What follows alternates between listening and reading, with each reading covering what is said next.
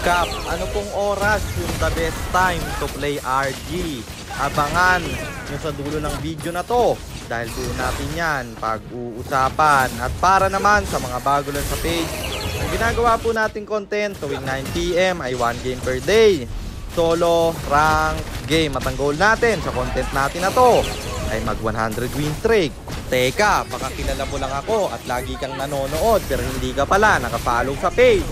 I-follow mo na yan. Isa lang eh. Hi guys, nandito na tayo sa 411th day ng 1 game per day. And ang standing natin bago yung game na to ay 344, 66, 344 wins and 66 losses. Sa game na to, may jungler na naman nakampi. Kaya gold laner ulit tayo, pre. Siyempre, ganadong-ganado eh. Nag-finals MVP ba naman yung idol natin? Kaya autolock Bruno na yan. So, ayun, nandito na tayo sa pang-apat na run at 11 araw ng isang game kada araw. Digmaan na! Palong-palo yung mga kalaban dito kasi simula pa lang ng game humaharas na sila. Hellcurt papasok sa loob ng torre at tatry ko pang bigyan. Na-dodge ko yung second skill niya pero masyado pa rin masakit. Ang kagandahan naman naibawi tayo ng Chu. Nakuha pa namin yung turtle doon at na-tiktokan yung Layla nila. Kala niya baka kawala pa pero mauuntog yung flicker niya. At syempre pe-placing tayo pero hindi na umabot yung mga kalaban kaya yung torre nila ay natuluyan. Tapos Lolita mag-isa ang umikot sa top para dumepensa. Tinry niyang bigyan yung Chu pero siya pa yung mamamatay, bro.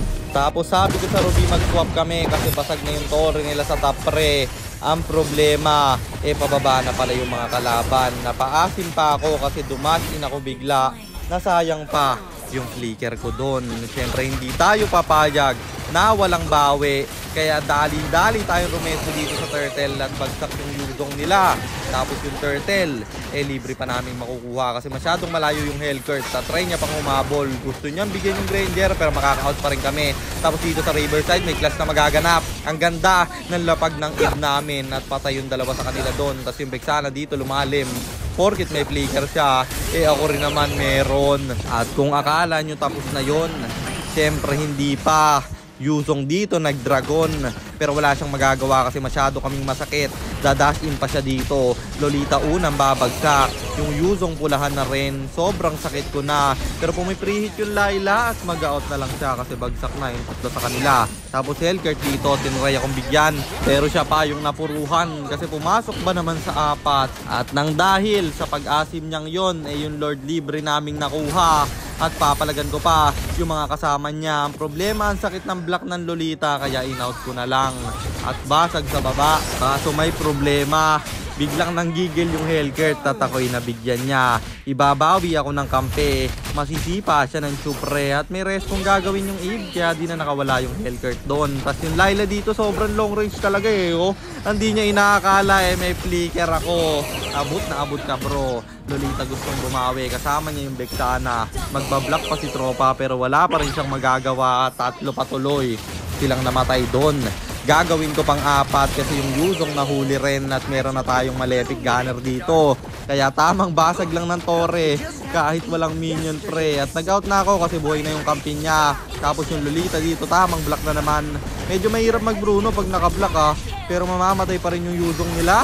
Pati susunod ko yung Lolita. Dumadasin ba naman cooldown yung block mo. Hellcurt dito na pa-ulti. Kita ko kung saan ka tumalon, bro. At syempre tatalunan din kita. Talon kasi ng talon kala mo kahanggaro At hindi pa tapos yan. Lolita dito lumalim na naman. Ang problema ako rin na palalim. Tinry ko pang palagan pero babagsak ako doon. Ang kagandahan naman tatlo yung kapalit ko.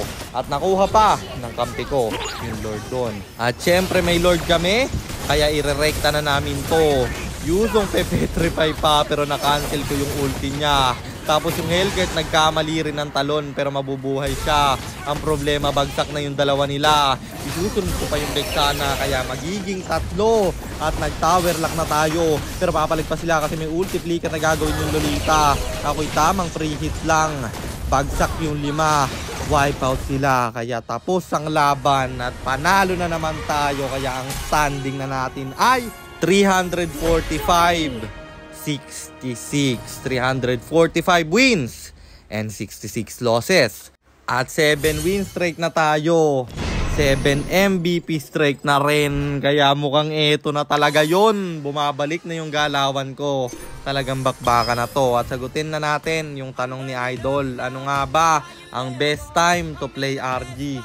Para sa akin guys, sa karanasan ko, ang pinakamagandang oras na maglaro kayo umaga. Yan yung sinasabi nila. Lahat ng mga nakakagrind ko, madali daw yung RG sa umaga.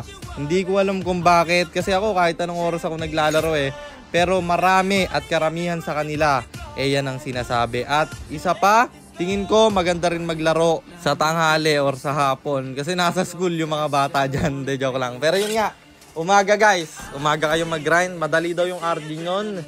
Di ko alam, siguro pag 5 man, may hina yung kalaban. Pero pag solo kayo, sumabay kayo sa mga palo. Kasi palo din yung mga kakampi nyo. Pangit kasi sa solo, yung puro bata yung kampi mo, di ba? At yun lang, sana nasagot ko yung tanong mo Idol. At sana rin meron kayo natutunan sa content natin na to. At kung meron man, pakishare lang. Then after nyo i-share, mag-comment na rin kayo ng pa-shoutout para ma-shoutout ko kayo sa mga next nating content. At i-comment nyo na rin ang inyong mga katanungan kasi baka malay mo sa next nating content, comment mo naman ang mapili ko. At kung nagustuhan nyo yung item at emblem na gamit ko sa game na yon, eto yon: Tough Boots, Berserker's Fury, Has Claws, Wind Talker, Malefic Gunner, Winter Crown, Malefic Roar, and then Rose Gold Meteor, pang buy and sell. Emblem natin Assassin, talent natin is Fatal, Tenacity, plus Quantum Charge, at syempre Flicker, kasi di naman tayo jungler. At para naman sa mga gustong magpapilot ng ML account, mag-PM lang kayo, nagre-reply ako, at syempre may bayad yon. Kahit hanggang anong rank pwede nyo ipapilot. Kahit anong hero, pwede nyo ipa-spam. Basta may additional payment pag magpapaspam kayo ng hero. At yun lang guys, sana nag-enjoy kayo sa content natin na to. Shoutout sa iyo, Jairus Jan Masong, kay Alex Sapalon, kay Claude Bolivar, kay Na LRB, at kay Resty Jan De Luna. Maraming salamat sa inyong suporta. Ingat kayo palagi. God bless. Paalam!